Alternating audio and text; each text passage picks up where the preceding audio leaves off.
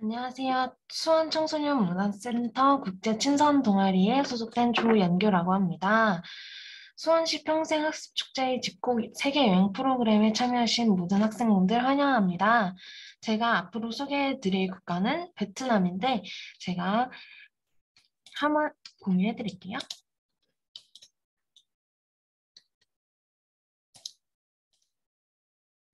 네, 제가 소개해 드릴 부분은 베트남이라는 국가에 대해서 설명해 드리겠습니다. 순서는 베트남이란 나라에 대해서 이제 소개를 해드릴 거고, 그 나라에 대한 국호의 유래까지 설명을 해드릴 거예요. 다음에는 베트남 문화.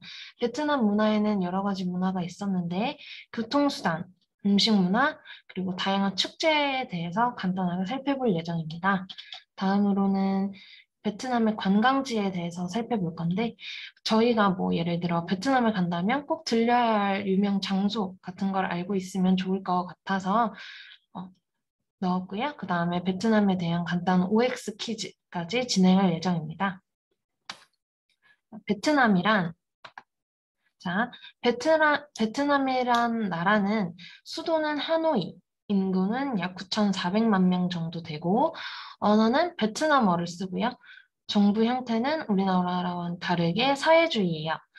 우리나라와의 근데 공통점이 있다면 대한민국은 식민지 시절 이후에 일본으로부터 독립한 경험이 있었는데 베트남도 우리나라와 비슷하게 1945년 9월 2일에 프랑스로부터 독립을 하였다고 하는 사실이 있네요.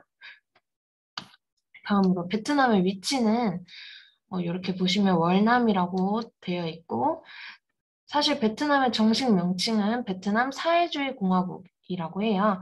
그리고 위치는 인도 차이나 반도의 동부에 위치한다고 하네요. 다음, 인도 차이나 반도에서 가장 인구가 많고 세계에서 13번째로 인구가 가장 많은 나라라고 해요. 공산주의 국가이지만 중화인민공화국과 같은 공산시장 경제 체제를 가진 사실 명목상 공산주의 국가라고 합니다. 자, 그다음 베트남의 국호의 유래에 대해서 말씀을 드릴 건데 베트남의 국호는 왜 월남이라는 의미일까요? 자, 월남은 여기 보시면 아시겠지만 북방 중국의 남쪽이라는 의미예요. 이 유래에 대해서 차례대로 설명을 해드리자면 비엣, 월이라는 말은 고대 중국에서 기원전 8세기부터 중국의 양쯔각 유역의 남부 쪽에 사는 사람들을 지칭을 했대요. 기원전 3세기 중국 남부에서 북부 베트남에 거주하는 비중국계 사람들을 통합하여 박비엣, 즉 백월이라고 불렀다고 해요. 자, 그 다음으로 일부 지식계층에서 월남을 사용하고는 있었지만 일반 대중들은 계속 안남이라는 국호를 사용하였다고 해요. 그렇지만 1930년 베트남 국민당이 주도한 옌바이 봉기를 통해 베트남이라는 이름이 널리 알려지게 되었다고 해요.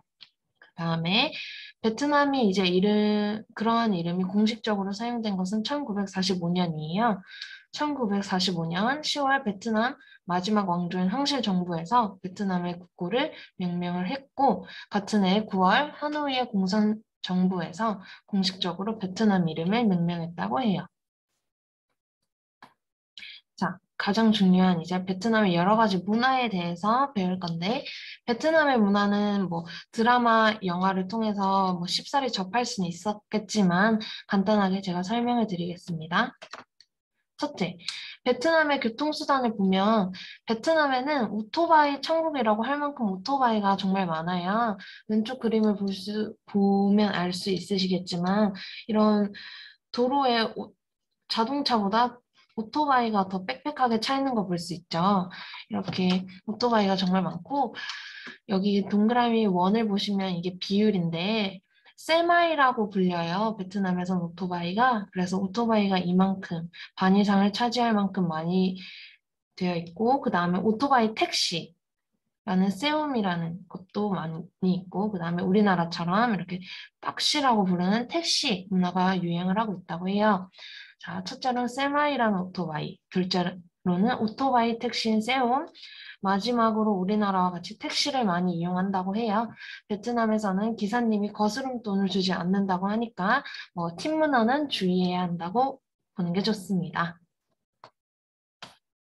자, 베트남 음식 문화로는 여러 가지가 있었지만 대표적으로 베트남 하면 베트남 쌀국수가 떠오르잖아요. 베트남의 쌀로 만든 국수를 의미하는 포는 베트남의 대표적인 음식으로 포에는 야채, 특히 숙주가 들어간 시원하고 매콤한 소스가 곁들여지기 때문에 해장국 대신 애용하는 사람들도 많았고 적은 양의 고기로도 만족감과 포만감을 줄 수 있으므로 미국, 캐나다 등에서도 베트남으로부터 유래하여 건강식으로도 인기를 끌고 있는 메뉴라고 해요. 자, 첫 번째 그림을 보시면 이게 쌀국수거든요.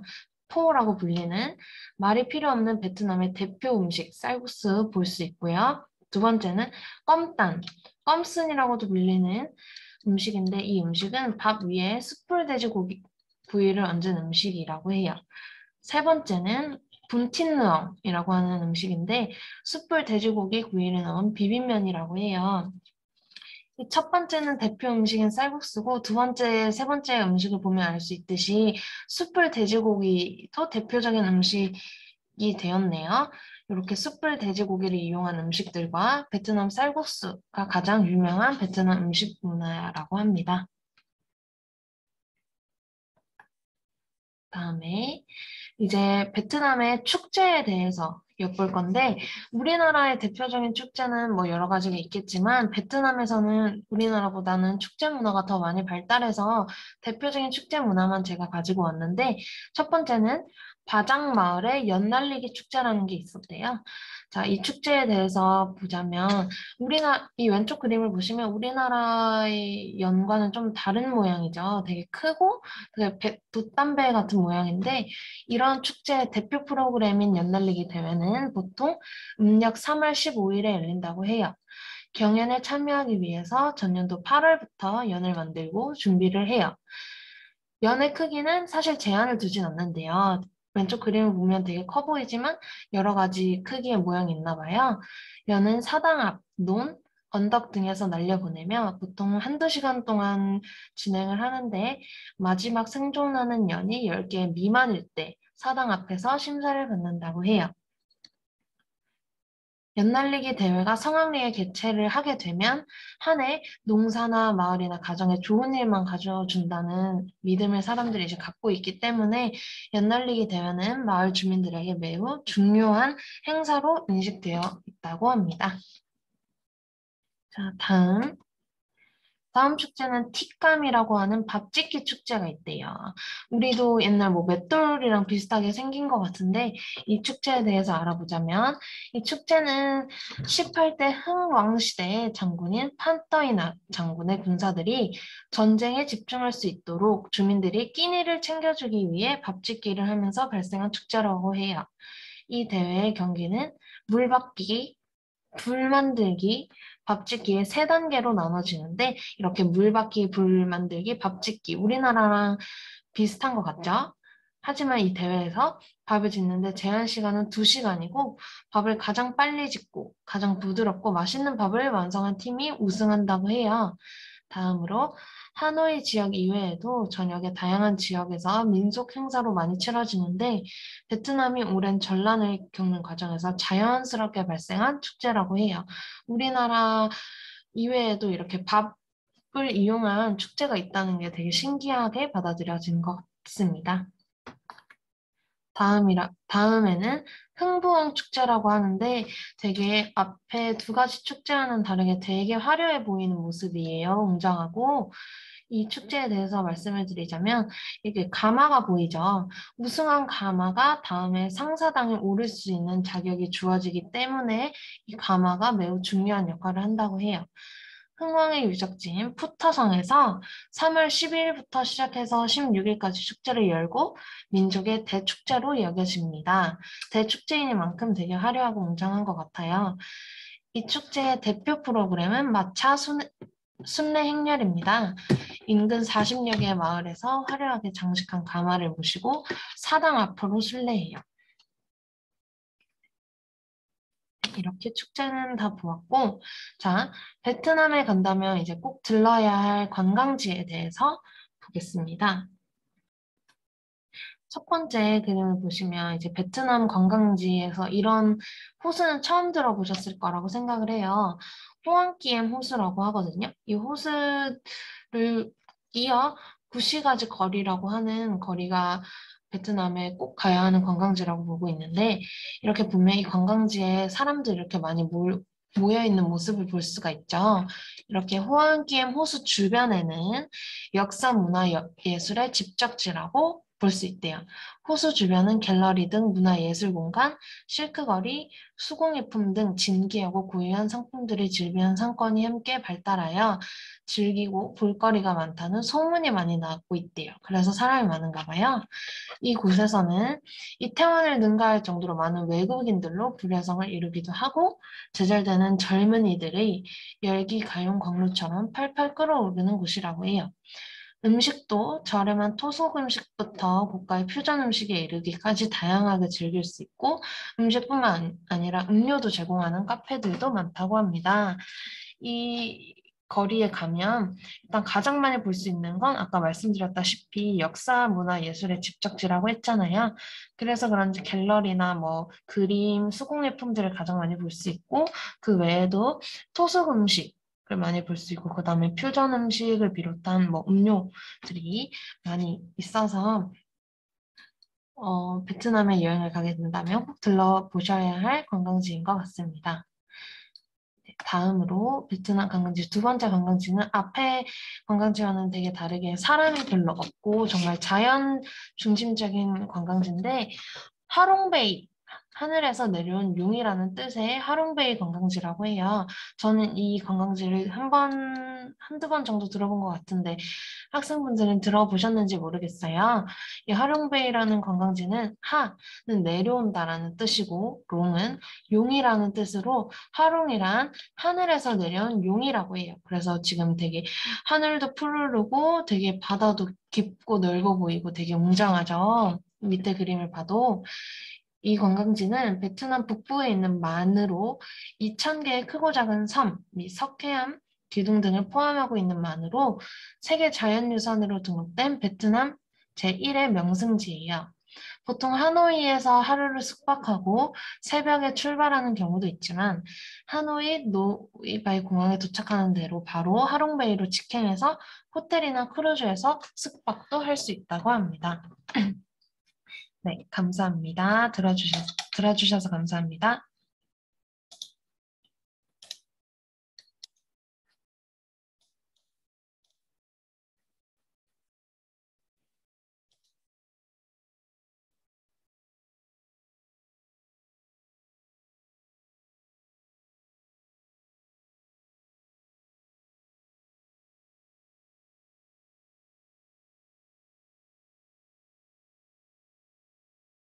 만들기 체험. 이번에는 베트남의 롱댕을 만들어 보아요. 오늘 만드는 것은 롱댕이라고 하는 별 모양의 등입니다. 롱댕은 추석에 달보기 행사를 할 때 아이들이 들고 다니는 등인데 롱댕에는 별 모양 이외에도 다양한 모양의 등이 있어요. 베트남의 추석은 떼쭝투라고 합니다.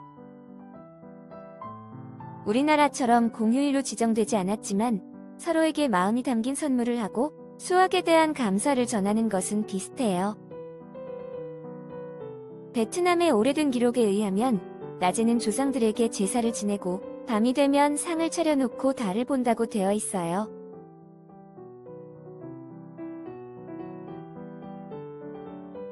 이를 보면 예전에는 우리와 비슷한 차례 풍습도 있었던 것 같습니다.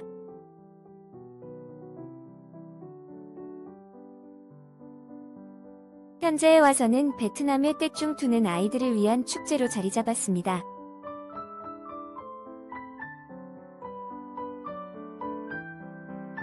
그래서 달 보는 설날, 꽃등절, 어린이날 등 다양하게 불리며 설날 다음으로 중요한 명절로 여기고 있어요.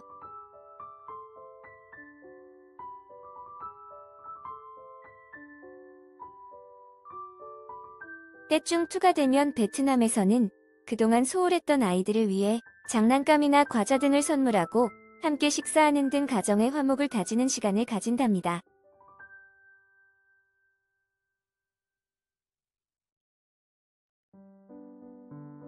떼쭝투가 다가오면 베트남에서는 모든 행사와 가판에서 파는 물건 등이 모두 아이들에게 맞춰져 진열됩니다.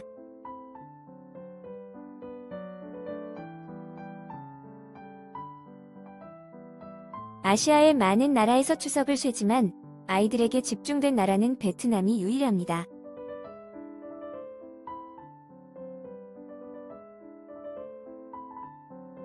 그래서 베트남의 아이들은 공휴일이 아님에도 때중 투가 오기를 손꼽아 기다린답니다.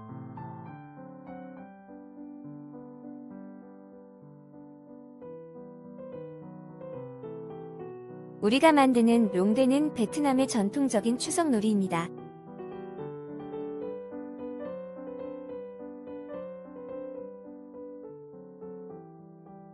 추석에 롱댄을 들게 된 것에도 유래가 있어요.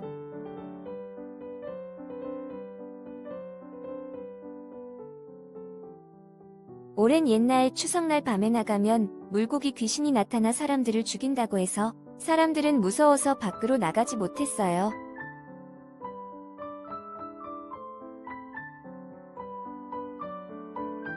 이때 한도인이 이를 보고 물고기 모양의 등불을 들고 나가면 귀신이 두려워해 나타나지 않을 것이라고 하자 마을 사람들이 이를 따랐고 이후 귀신이 나타나지 않았다고 해요.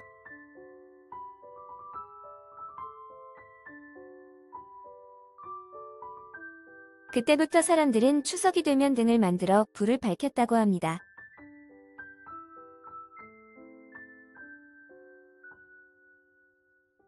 현재에는 아이들이 롱댄이라고 하는 별 모양의 등과 다양한 모양의 등을 가지고 달보기 행사에 참여하고 있습니다.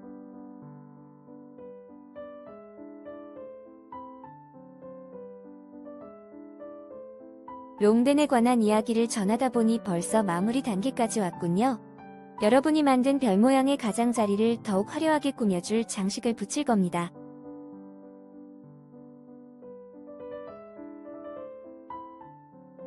양면 테이프를 별의 꼭지점 부분에 붙여서 반짝이 장식이 돋보이도록 할 겁니다.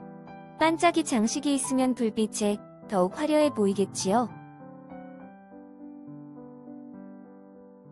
장식을 붙일 때는 한꺼번에 양면 테이프를 떼면 안 되어요. 붙일 곳에 테이프를 떼어내면서 차례대로 붙여주세요. 한꺼번에 양면 테이프를 제거하면 장식에 끈이 붙어서 둥근 모양이 제대로 안 만들어질 수 있어요. 마지막 단계이니 천천히 서두르지 말고 만들어 보세요.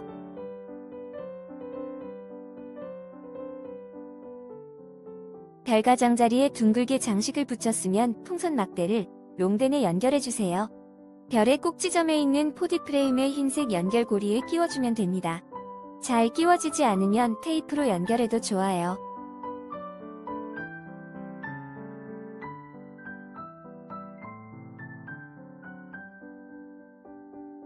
마무리까지 잘 되었나요?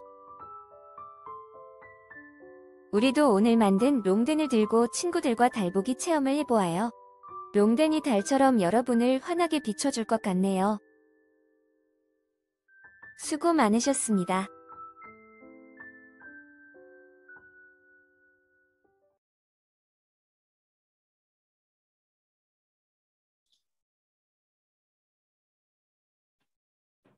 안녕하세요. 수원시 평생학습 축제에 집콕 세계여행에 참가하신 여러분 반갑습니다.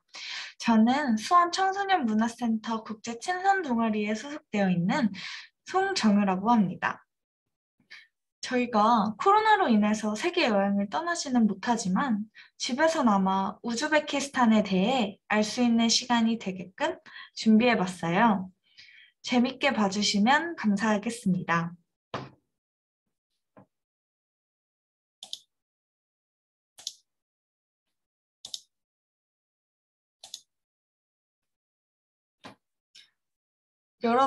여러분은 우즈베키스탄에 대해서 알고 있나요?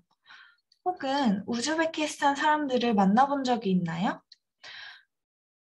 우즈베키스탄은 중앙아시아에 위치해 있습니다. 우리나라랑도 꽤 가까이에 위치하고 있죠? 지리적 특성상 동서양의 오묘한 조화를 이룬 외모를 가지고 있습니다. 보여드릴게요. 우즈베키스탄이라는 뜻은 다른 민족에게 지배받지 않는 독립된 나라라는 뜻을 가지고 있습니다. 오늘은 우즈베키스탄 사람들의 흥미로운 문화를 몇 가지 소개해 드릴게요. 여러분은 우즈베키스탄에 대한 정보를 얼마나 잘 알고 있나요? 저는 우즈벡이 러시아 근처에 위치하고 있다는 사실은 알고 있었는데 친구들한테 알려주기 위해서 인터넷에 열심히 검색해 보면서 우즈베키스탄에 대해서 공부하고 왔습니다. 그중에서도 우즈베키스탄의 다양한 정보 중 제가 흥미로웠던 점들 몇 개를 가지고 왔어요. 첫 번째는 우즈베키스탄 사람들의 결혼 문화입니다. 우즈베키스탄 사람들은 보통 몇 살쯤에 결혼할까요? 바로 여자 나이로는 21살, 남자 나이로는 24살일 때 보통 결혼한다고 해요. 그래서 40살이 되면 손녀, 손자가 있는 할아버지, 할머니가 된다고 합니다. 저는 지금 23살 대학생인데요. 제가 만약 우즈베키스탄에 살았다면 이미 결혼을 한 상태일 거예요. 딱 지금 우리 나이에 우즈베키스탄 사람들은 결혼한다고 합니다. 네, 그 다음으로는 그들의 생활 정보입니다.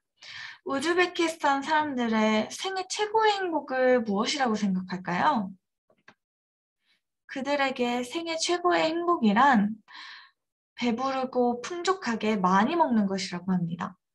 그래서 우즈베키스탄 사람들은 결혼하고 아기를 낳으면 외모를 가꾸기보다는 술과 고기, 빵 등을 많이 먹으면서 대부분 뚱뚱해진다고 하네요. 그래서 평균 연령도 68세로 짧다고 합니다. 네, 다음은 우즈베키스탄의 시장 문화입니다. 우즈베키스탄에는 초르스 바자르라는 타슈켄트에 있는 대표 재래시장이 있다고 합니다. 아까 우즈베키스탄 사람들은 아기를 낳으면 외모를 가꾸지 않고 뚱뚱해진다는 것을 기억하나요? 그래서 초르스 시장에 여자 옷가게가 작은 골목 하나를 사이에 두고 양쪽이 나뉜다고 해요. 왼쪽은 화려하고 아름다운 결혼 전의 여자 옷과 오른쪽은 펑퍼짐하게 사이즈도 없이 늘어나는 고무줄 옷으로 결혼한 여자가 입는 옷으로 극명하게 나뉜다고 합니다. 이 초르스 바다르라는 뜻은 네 개의 물길이 만나는 곳이라는 뜻인데요. 건조한 사막과 같던 우즈베키스탄에 물길이 네 개나 만나서 형성된 시장이라는 뜻을 가지고 있다고 하네요.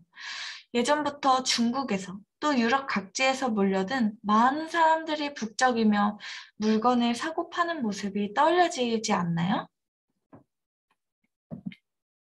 네 번째는 우즈벡 사람들의 종교입니다. 우즈베키스탄은 구소련으로부터 독립한 이후 전통 이슬람교 문화가 복원됐다고 해요. 그리고 터키, 이란 등 외부 이슬람 세계와의 교류 확대로 현대 중앙아시아 이슬람교 문화의 중심지로 부상하고 있습니다. 이슬람 문화권이라서 매우 독특한 문화를 가지고 있는데요. 또한 고려인이 강제로 이주하고 정착해서 소수민족으로 살아가고 있는 나라이기도 합니다. 그래서 우즈벡에 가면 한국인의 모습을 한 고려인의 모습도 볼 수 있습니다. 이슬람 종교는 돼지고기를 먹지 않는다는 사실 알고 있나요? 그래서 돼지고기는 거의 팔지 않고 소고기랑 양고기를 아까 봤던 시장, 초르스 바자르에서 많이 판다고 합니다. 네, 여기서 깜짝 퀴즈 타임인데요. 문제 드릴게요. 우즈베키스탄에서 이 빵을 주식으로 먹고 있다고 합니다. 이 빵을 러시아어로 리포시카, 우즈베키스탄으로는 논이라고 불리고 있습니다. 이 빵은 아까 봤던 초르스 바자르에서도 흔히 찾아볼 수 있다고 하네요. 직접 구울 수 있는 화덕과 주방 시설을 갖추고 즉석에서 만들어 팔기도 합니다. 이 빵은 성인 얼굴보다도 훨씬 크고 담백한 맛을 가지고 있다고 합니다. 대부분 식사 때마다 주식으로 이 빵을 먹는다고 합니다. 이 빵은 오랜 기간 보관이 가능하고 담백해서 다양한 소스나 요리 등과 곁들여 먹습니다. 우즈베키스탄에서는 이 리포시카를 손으로 찢는 것이 식사의 시작을 알리는 행위라고 하는데요. 이 리포시카는 담백하고 수분이 적은 데다가 기후도 건조해서 오랜 기간 보관이 가능하다고 합니다. 여기서 문제. 이 리포시카는 유목민들이 이동하면서 무엇으로 사용하기도 했다고 하는데요. 여기서 이 무엇에는 어떤 말이 들어갈까요? 친구들 한번 생각해 볼까요? 너무 어려우면 제가 보기를 드릴게요. 1번 장난감, 2번 베개, 3번 무기입니다. 과연 정답은 무엇일까요? 정답은 바로 2번 베개입니다. 빵이 얼마나 푹신했을지 상상이 가나요? 저도 우즈베키스탄에 가서 이 빵을 베고 누워보고 싶다는 생각이 드네요. 네, 오늘 이렇게 우즈베키스탄 사람들의 생활 문화에 대해서 알아보는 시간을 가졌는데요. 이 외에도 우즈베키스탄은 다양한 매력을 가지고 있습니다. 실크로드의 경유지이기도 하고요. 지리적 특성상 동서양의 다양한 문화를 가지고 있기도 합니다. 또 아름다운 풍경과 사람들이 많은 나라입니다. 어때요, 친구들? 우즈베키스탄에 가보고 싶다는 마음이 마구마구 생기지 않나요? 얼른 코로나가 끝나고 친구들과 직접 만나서 우즈베키스탄에 직접 가보고 싶습니다. 지금까지 저는 송정이었고요. 다음에는 직접 만났으면 좋겠어요. 감사합니다.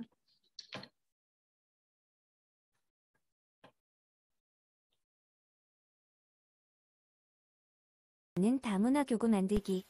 이번에는 우즈베키스탄의 옐피기치를 만들어 보겠습니다. 옐피기치는 우즈베키스탄의 부채입니다. 가운데에 막대를 넣고 빙글빙글 돌리는 부채 형태라서 막대기가 움직일 수 있는 공간을 남겨두어야 해요. 먼저 양면 테이프로 안쪽을 고정시킵니다. 우리는 짧은 시간 내에 만들기 위해 양면 테이프를 사용하지만 완성된 뒤에 바느질을 하면 훨씬 더 오랫동안 사용할 수 있어요.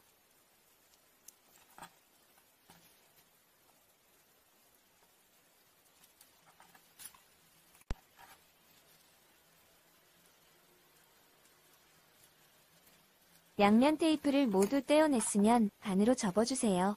가운데에 막대를 넣어서 움직임이 가능한지 확인합니다. 너무 꼭 맞거나 너무 헐거워도 안 돼요. 이제는 바깥쪽을 장식할 차례입니다. 양면 테이프를 가장자리에 붙여주세요. 우즈베키스탄은 세계 6위의 면화 생산국인과 동시에 세계 5대의 면화 수출국으로 국제 면화 시장에서 차지하는 비중이 높은 나라입니다. 그래서 우리는 면으로 된 부채를 만드는 거예요. 우즈베키스탄의 전통 부채는 전통옷과 같은 벨벳으로 만들어지기도 해요. 벨벳에 금실에 술을 놓고 가장자리에는 금술을 달아서 화려한 형태입니다. 우즈베키스탄 사람들이 즐겨 입는 민속 의상은 원색의 밝은 무늬의 비단 옷이나 화살 낀 무늬 옷감을 사용하는데 부채도 의상에 맞춰 제작됩니다. 우즈베키스탄의 문화와 전통 정신을 반영하는 전통 실크 원단 이카트는 동화와 같은 무늬와 문양의 화려함과 아름다움으로 세계적인 예술작품으로 여겨지고 있어요.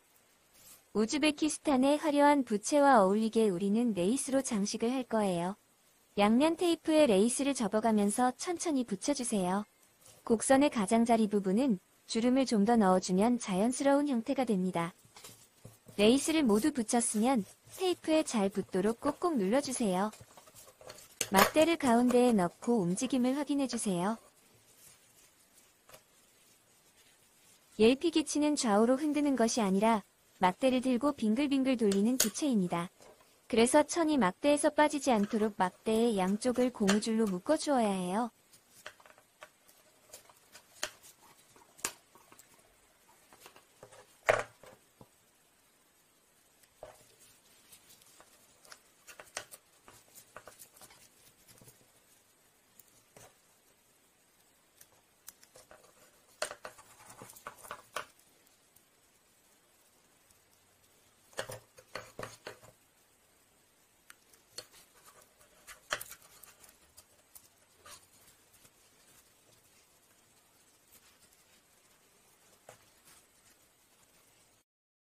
완성된 모습입니다. 화려한 원단과 레이스가 조화를 이루어 예쁜 부채가 되었지요.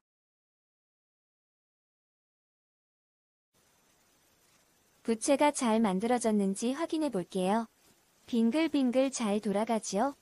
우리가 생각하는 부채는 좌우로 흔들어서 부채를 흔드는 사람만 시원하게 하는 형태였다면 ел피기 치는 주변에 있는 사람들도 시원하게 해주는 부채입니다. 착한 부채인가요? 수고 많으셨습니다.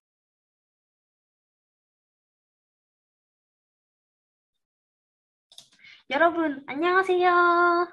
저는 수원청소년문화센터 국제친선동아리 멘토 두현정입니다. 이번 평생학습 축제 집콕 세계여행 프로그램에서 저는 필리핀에 대해 강의를 할 건데요.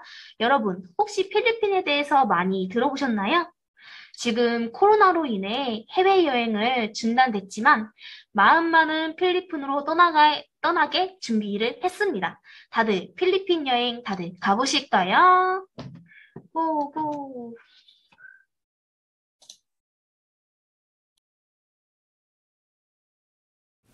여러분, 파란 바다, 이곳은 어디일까요? 바로 필리핀입니다. 7,000개의 섬이 있는 필리핀. 코로나로 해외여행을 못 가서 저는 여러분들을 위해 랜선 여행을 준비해봤어요. 자, 랜선 여행을 가볼까요? 선생님이 하나, 둘, 셋 하면 여러분들이 여행 시작해주세요. 하나, 둘, 셋. 여행 시작.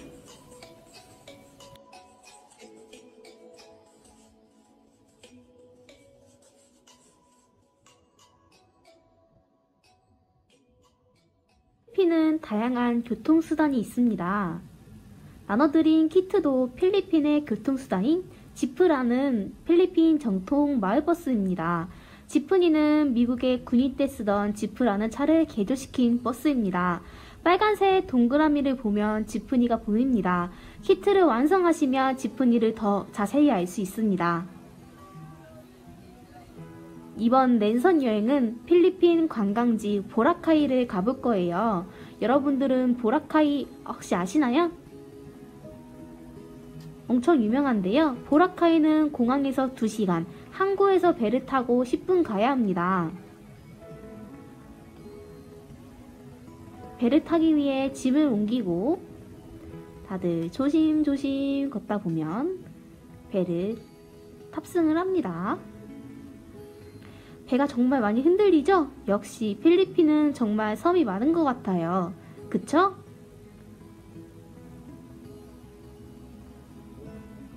필리핀은 사면이 바다라 태풍의 영향을 많이 받는다고 해요.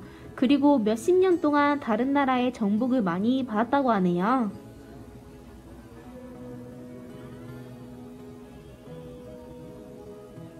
그래서 언어를 필리핀어와 영어를 쓴다고 해요. 필리핀어는 따까로그어입니다. 언어가 참 어렵네요, 발음이.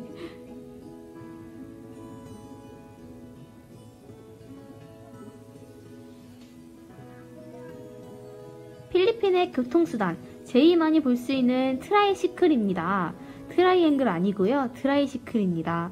제일 많이 볼 수 있고요. 오토바이를 개조해 4, 5인용이 탈 수 있다고 합니다. 네, 탑승감이 별로 안 좋다고 하고요. 목적지를 꼭 말하고 합승을 하면 더욱 싸게 갈 수 있다고 해요.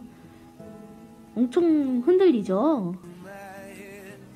그리고 보라카이에 도착하면 꼭 먹어야 할 할랍망고입니다. 필리핀에서 맛있다가 마살랍이라고 합니다. 여러분 따라해볼까요? 마살랍.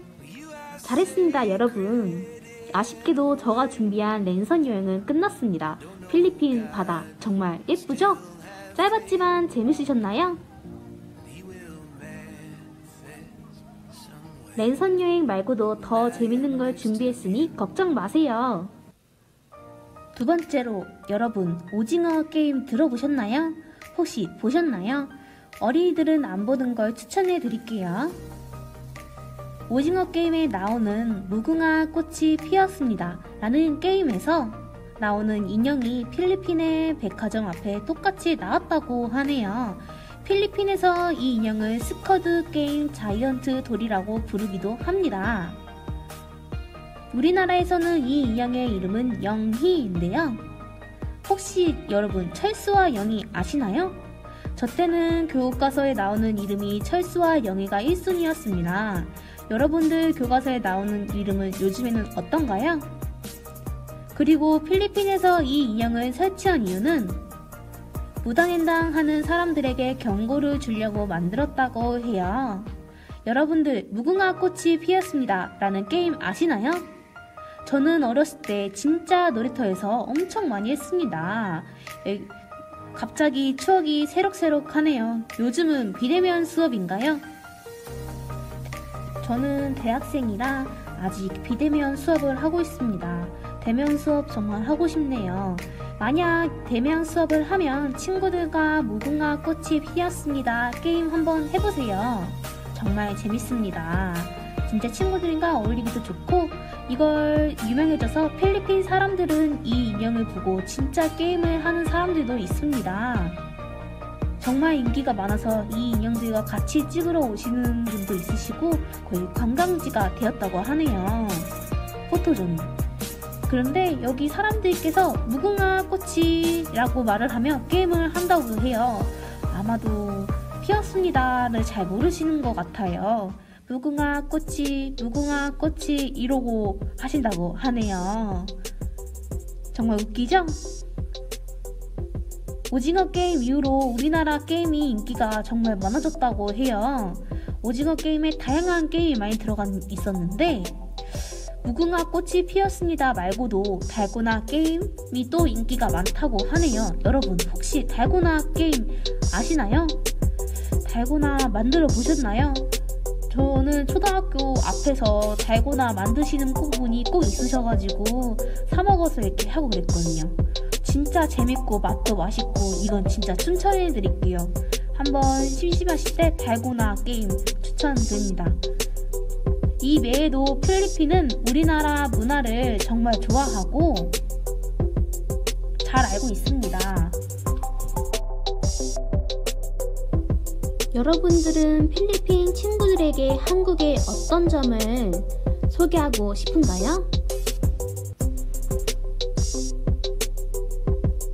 이렇게 두 번째 콘텐츠였습니다. 어린이 여러분, 두 번째 콘텐츠도 재밌었나요? 여러분들이 재밌어 했으면 좋겠네요. 제가 고민을 많이 하다가 색다르게 필리핀을 소개해봤어요. 랜선 여행 가보신 것 같은가요? 정말 이 영상을 준비하면서 필리핀에 정말 가고 싶다고 생각했습니다. 얼른 코로나가 끝났으면 좋겠네요. 이만 제가 준비한 영상은 끝났습니다. 다들 수고했습니다. 다들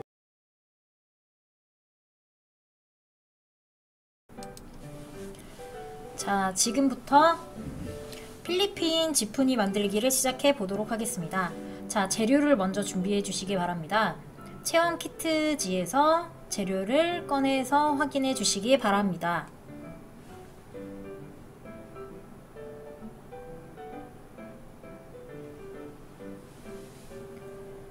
네, 그 다음에 재료가 준비되셨으면 스티커지를 오려주시기 바랍니다. 혹시나 가위가 위험하다고 생각이 되는 친구들이 있다면 부모님께 도움을 요청해 보시기 바랍니다.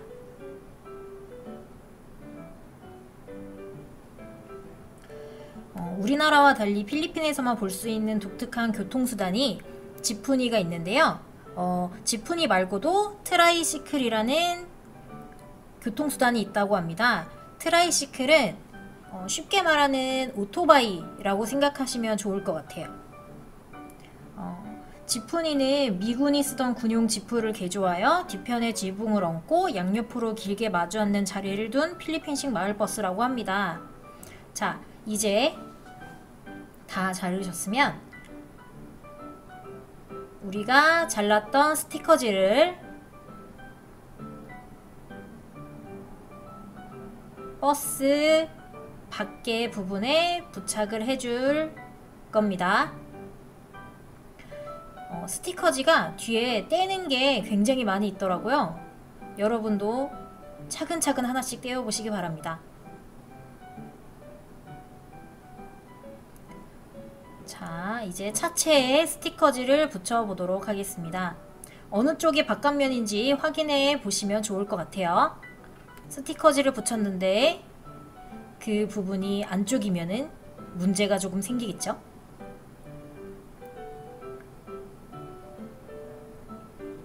자, 밖을 향하게 스티커지를 붙여주도록 하겠습니다. 자,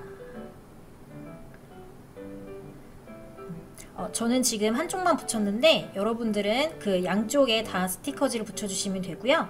지금 보이는 앞면과 뒷면 문도 스티커지를 떼서 부착해 주도록 하겠습니다. 이것도 뒤에 엄청 붙어있네요. 하나하나 차근차근 떼어주시기 바랍니다. 자, 다 떼었으면 뒷부분에다가 붙여주시면 됩니다. 그런데 지금 보면은 저기 하얀색 선 보이세요? 저 하얀색 선을 잘라주셔야 되는데 칼집을 내는 게 조금 위험할 수 있는 친구들은 저렇게 스티커를 붙인 상태에서 가위로 살짝 틈을 잘라주시면 됩니다. 우리가 스티커를 붙인 후에 저 나무 조각들을 조립을 할 건데 스티커를 제대로 붙여주지 않으면은 조립을 할 때 스티커가 벗겨질 수 있으니까 스티커를 꼭 맞게 붙여주시면 됩니다.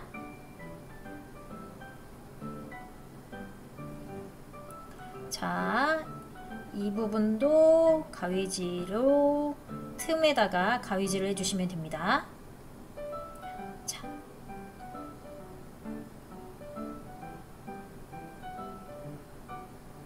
그 다음에 자동차의 아랫부분을 연결해 줄 건데요. 밑에 보면은 홈이 파여 있어요. 그 홈에다가 우리 지푸니의 앞면과 뒷면을 부착해 주시면 됩니다. 자, 쉽죠? 그 다음에 우리 차체를 넣어 줄 건데요.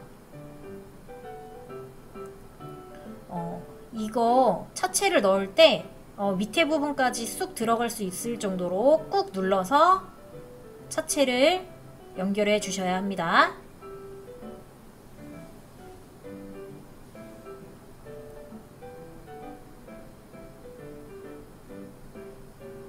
자,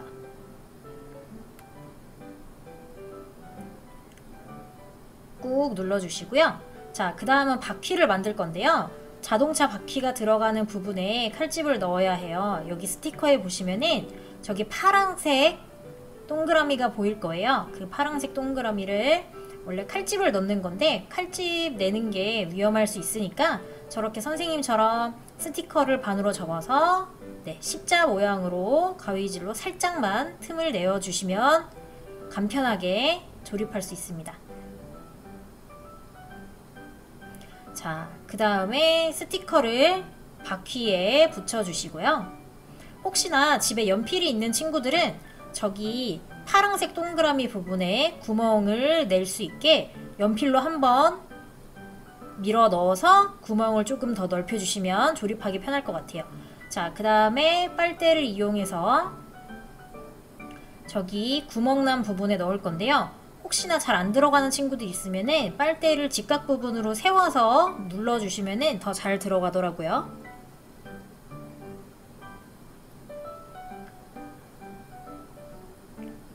지금 빨대를 넣기 위해 최선을 다하고 있어요.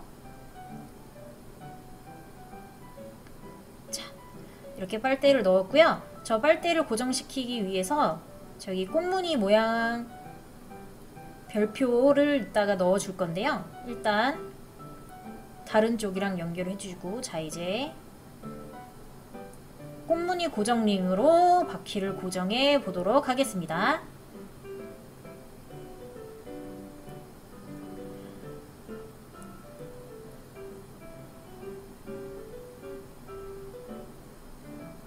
이제 반대편도 똑같이 만들어 주시고요. 이 네 쪽 면을 다 똑같이 바퀴를 연결해 주시면 됩니다. 바퀴 4개를 모두 끼운 뒤에는 빨대 길이가 남아있는 저 부분을 잘라서 깔끔하게 만들어 주시면 되겠습니다.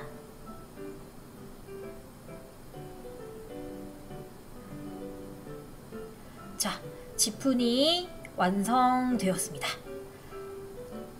여러분들은 지금 들어있는 스티커 말고도 사인펜이나 뭐 색연필 그런 것들로 자기만의 지푼이를 만들어 보는 게 좋을 것 같아요. 자, 지푼이 만들기 끝! 수고하셨습니다.